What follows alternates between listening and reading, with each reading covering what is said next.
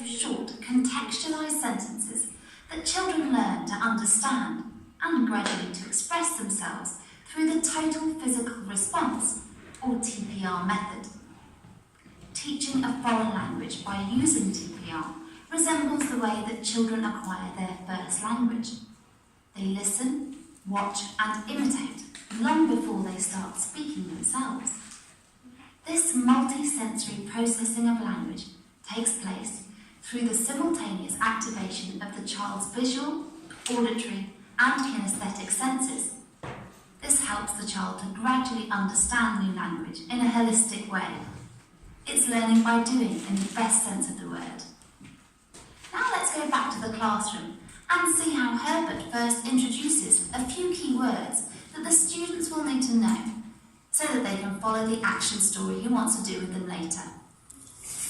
Plane, plane, plane. Car, car, plane, car. Teddy, teddy, okay. Plane, car, teddy. Plane, car, teddy. Doll, doll. Plane, car, teddy, doll. Now that the students have learned the key words that they are going to need, let's see how Herbert gets them to understand sentences by listening to instructions and imitating his actions. Now, stand up, please. Stand up, please. Okay, good. Fly your plane. Fly your plane. Drive your car. Vroom. Okay, once more. Fly your plane. Drive your car. Vroom. Hug your teddy. Hug your teddy. Kiss your doll. Okay, once more. Fly your plane. Drive your car. Vroom. Hug your teddy. Kiss your doll. So that was the first phase of an action story. What's important here is that the teacher adapts his or her teaching pace to the student's pace of learning. In other words, the teacher introduces the sentences gradually and one after the other, and always repeats the previous sentence or sentences before introducing a new one. What's also important is that the teacher strictly keeps to the order the sentences were presented in. Next, we'll see the second phase, where Herbert gives the instructions, and it's important, remember, that this is done in the same order as before. But this time, he doesn't give the student a model for the actions, so that children have to listen and carry out the instructions without seeing the teacher act them out. Being in a group gives them security, and they're learning from one another. I'm going to sit down. No, you don't sit down, you stand up. You stand up, please. Yes, okay. Now you do it. You do it. Fly your plane. Drive your car.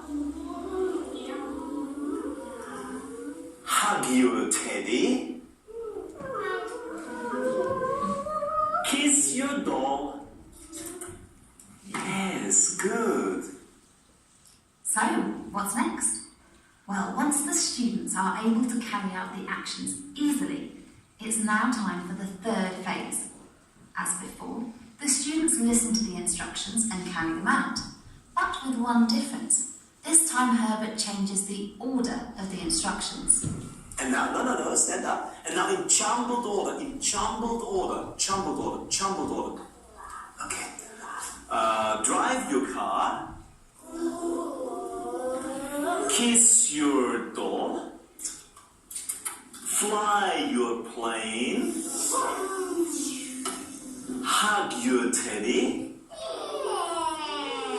Kiss your doll. Fly your plane.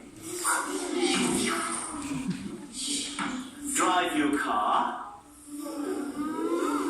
Hug your teddy. Kiss your doll. Hug your teddy.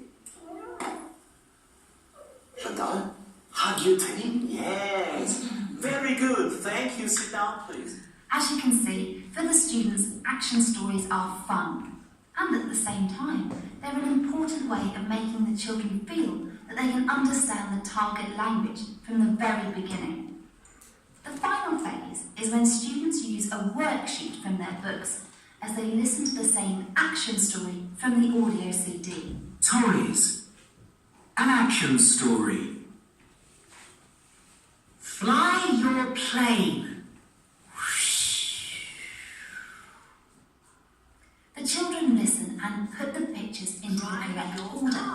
This consolidates their learning and assesses in an action-oriented way how well they have understood the sentences that they have just learned. They can do so by writing numbers, or if they haven't yet learnt to write numbers, they draw the corresponding number of dots onto the dice at the top of each of the pictures, as shown on the worksheet. Poppy, well done! Really good.